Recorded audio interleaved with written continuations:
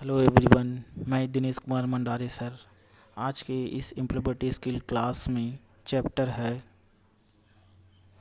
दुर्घटना सुरक्षा एवं प्राथमिक उपचार, accident safety and first aid.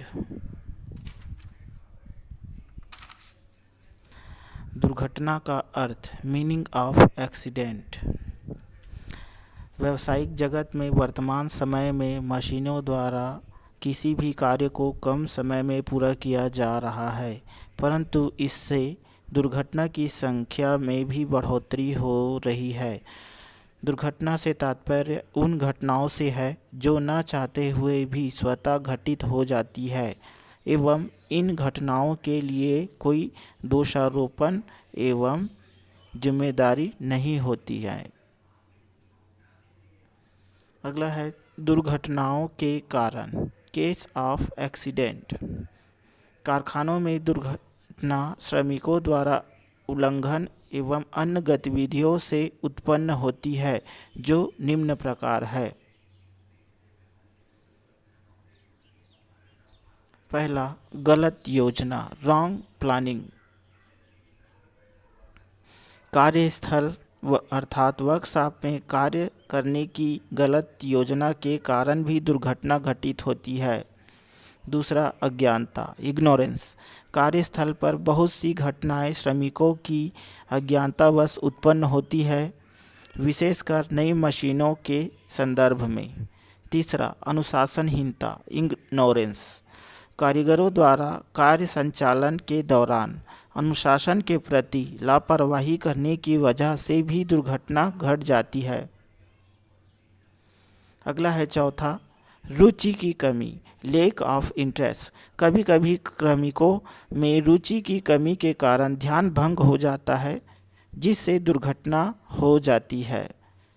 अगला है 5वां नंबर, कार्य की गलत विधि, रॉन्ग मेथड ऑफ वर्क। यदि कारखाना में कार्य करने की गलत विधि को अपनाया जा रहा है तो इससे भी दुर्घटनाएं होती है। अतः इसी संदर्भ में दुर्घटना के निवारण की आवश्यकता तथा निवारणों पर विशेष पहल की जरूरत होती है, जो आगे वर्णित है। अगला है दुर्घटना निवारण, एक्सीडेंट प्रिवेंशन। सभी नियोक्ताओं, कर्मचारियों एवं स्वनियोजित व्यक्तियों को कार्यस्थल पर हमेशा सचेत रहना चाहिए। वैधानिक आवश्यकता के साथ अनुपालन, आदेशात्मक, दंडात्मक एवं प्रदर्शन आधारित मापदंडों के द्वारा अवश्य परिणाम देता है। कई वैधानिक आवश्यकताएं कार्यस्थल पर होनी चाहिए। गतिविधियों को प्रभावित कर कर्मचारियों के लिए एक सुरक्षित परिवेश सुनिश्चित करती है। अगला है दुर्घटना निवारण उपकरणों के मौलिक सिद्धांत। दुर्घटना के नियंत्रण के लिए जन स्वास्थ्य की दिशा में निवारक उपायों के चयन एवं क्रियान्वयन में कुछ मौलिक सिद्धांत निर्देशित किए गए हैं, जिसके आधार पर पूर्व आकलन एवं मूल्यांकन की महत्ता है, जो निम्नलिखित है। पहला, प्रथम सिद्धांत हस्तक्षेपों की महत्ता को स्वीकार करता है। यह सामुदायिक स्वास्थ्य स्थिति पर लक्षित है और स्वतः सफलतापूर्वक क्रियान्वित है। दूसरा, द्वितीय सिद्धांत क्रियाशील एवं अक्रिय निवारण के मध्य निरंतरता पर केंद्रित है। क्रियाशील निवारण वह निवारण है जिसे स्थिर पुनरावृत्त वैयक्तिक क्रिया की आवश्यकता होती है। वही अक्रिय निवारण संबंधी स्वचालित निवारण प्रदत्त करता है। यह सिद्धांत परंपरागत पदाक्रम के समान है, जो प्रशासकीय नियंत्रण, व्यक्तिगत नियंत्रण उपकरणों व प्रशिक्षण पर अभियांत्रिकी नियंत्रण की महत्ता पर बल देता है। तीसरा, तृतीय सिद्धांत व्यवहार रूपांतरण की महत्ता को स्वीकार करता है। इसमें नियोक्ताओं, प्रबंधकों एवं क्रमिकों के व्यवहार का रूपांतरण केंद्रीय है। अगला है दुर्घटनाओं पर नियंत्रण। दुर्घटनाओं पर नियंत्रण विभिन्न तरीकों के द्वारा किया जा सकता है, जो निम्न प्रकार है। मशीन, प्रक्रिया, सामग्री तथा सुविधा संरचनाओं को खतरे से मुक्त करके, श्रमिकों को खतरों से अवगत कराकर तथा सुरक्षित तरीका अपनाकर, दुर्घटना संबंधित मामलों तथा सुरक्षा व स्वास्थ्य के लिए सलाहकार सेवाएं उपलब्ध कराकर, दुर्घटनाओं को नियंत्रित करने के लिए एकीकृत कार्यक्रम विकसित कर। अगला है अभियांत्रिकी, प्रचालन तथा क्रमिक विभाग के प्रतिनिधियों के साथ मिलकर नए उपक्रमों का निरीक्षण कर अन्य रक्षा मानकों को सुरक्षित कर। अगला है दुर्घटना स्थलों पर प्रचालन पर्यवेक्षकों द्वारा कारणों का पता लगाकर दुर्घटना की पुनरावृत्ति को रोककर। अगला है दुर्घटना के प्रतिवेदन के नमूने के आधार पर पुनरावलोकन कर तथा सुधार कार्य की जांच कर। अगला है दुर्घटनाओं के आंकड़े एकत्रित कर उन्हें पहचान कर सुरक्षा उपायों के लक्ष्य को स्थापित कर। अगला है सुरक्षा, सेफ्टी। कारखानों में कार्यस्थल पर सुरक्षा से तात्पर्य उस उपाय से होता है जिसमें कामगारों को मानसिक एवं शारीरिक सुरक्षा प्रदान की जाती है, जिसका प्रमुख ध्येय स्वयं तथा सहकर्मियों को दुर्घटना से बचाना होता है तथा जिसमें विभिन्न मानकों का प्रयोग होता है। यह सुरक्षा 4 प्रकार से की जाती है। पहला, स्वयं की सुरक्षा, सेल्फ सेफ्टी। कार्यस्थल पर सभी कामगारों को स्वयं को भी सुरक्षित रखने की ज़रूरत होती है, जिसके लिए कुछ महत्वपूर्ण बिंदुओं को ध्यान में रखना चाहिए।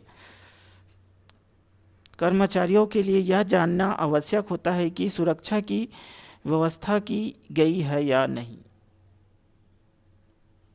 अगला, मशीनों पर काम के दौरान कपड़े ढीले नहीं होने चाहिए। अगला, चलती मशीनों को हाथ से नहीं छूना चाहिए। अगला, जिस मशीन का ज्ञान न हो उसे नहीं चलाना चाहिए। अगला, कार्यस्थलों पर नंगे पांव नहीं रहना चाहिए। अगला, मशीन के कटे बुरादे को हाथ से नहीं उठाना चाहिए। अगला, आँखों व शारीरिक सुरक्षा की स्वयं भी पूरी व्यवस्था करनी चाहिए। अगला है मशीन सुरक्षा, मशीन सेफ्टी। वर्तमान समय में कई तरह के मशीनों से कार्य को किया जाता है जो हाथ या विद्युत से चलित होती है, इसलिए सुरक्षा की दृष्टि से भी निम्न बिंदुओं को ध्यान में रखा जाना चाहिए। अगला है मशीनों को कभी भी हाथ से नहीं रोकना चाहिए। अगला, प्रत्येक मशीन को काम के पहले व बाद में अवश्य साफ करके रखना चाहिए। अगला, चलती मशीनों में गियर आदि नहीं बदलना चाहिए। अगला, बिजली चली जाए तो मशीन को स्विच ऑफ कर देनी चाहिए। उपकरणों एवं विद्युत उपकरणों के संदर्भ में भी निम्न सावधानी अपेक्षित होती है। इसके अंतर्गत है पहला, अत्यधिक पुराने उपकरणों व औजारों का प्रयोग नहीं करना चाहिए। विद्युत उपकरणों का प्रयोग सावधानीपूर्वक करना चाहिए। विद्युत उपकरणों का प्रयोग करते समय उनके केवल विद्युत रोधी भाग को ही स्पर्श करना चाहिए। प्रयोग करने के पहले विद्युत उपकरणों की अच्छी तरह से जांच करनी चाहिए।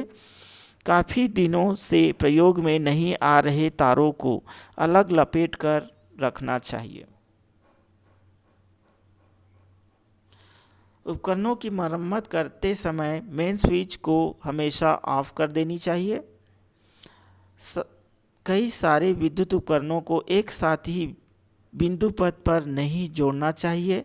यदि बहुत सारे उपकरण एक ही साथ एक बिंदु से जुड़े हो तो उसके प्रयोग कम से कम करनी चाहिए।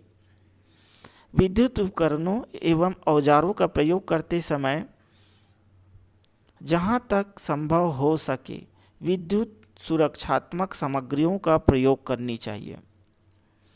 अगला है, उपकरणों की जांच विद्युत विशेषज्ञ द्वारा नियमित रूप से कराई जानी चाहिए।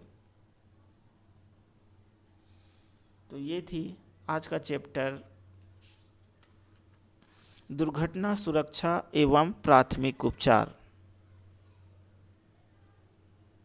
Thank you.